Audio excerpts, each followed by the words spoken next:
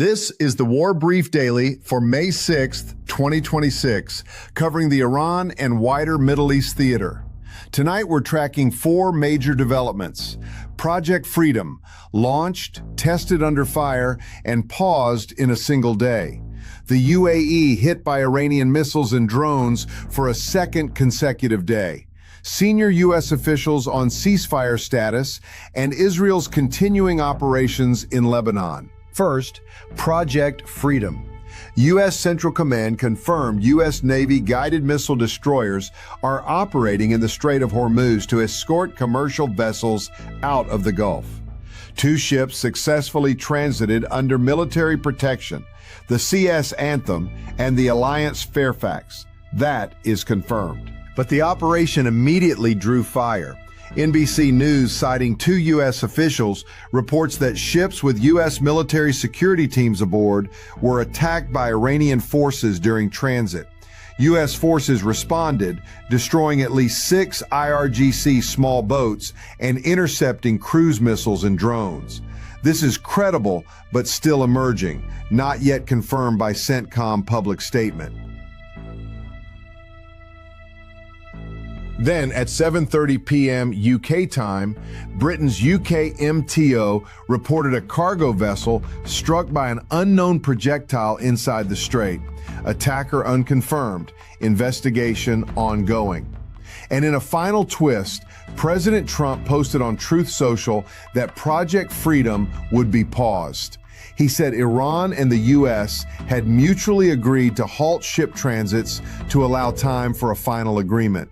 Iran has not confirmed this. Hegseth opened the operation in the morning. Trump paused it by evening.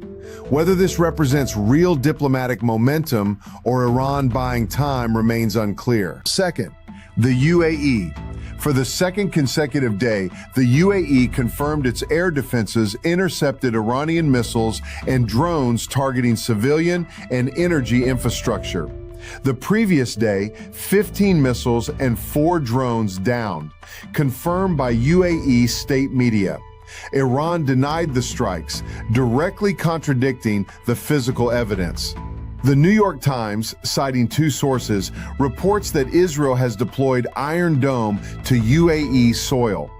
Two nations operating the same missile defense system against the same enemy under live fire. The Abraham Accords now tested in combat. Third, U.S. official statements. Secretary of State Rubio declared that Operation Epic Fury has concluded. All ongoing U.S. military activity is now characterized as defensive. Defense Secretary Hegseth said the ceasefire certainly holds, but the U.S. is watching very, very closely. General Dan Kane, chairman of the Joint Chiefs, said Iranian attacks remain below the threshold of restarting major combat operations at this point. That qualifier matters. Trump declined to define what would constitute a violation. Fourth, Lebanon. IDF operations continue. Airstrikes, evacuation orders, Hezbollah rocket sites targeted in the north.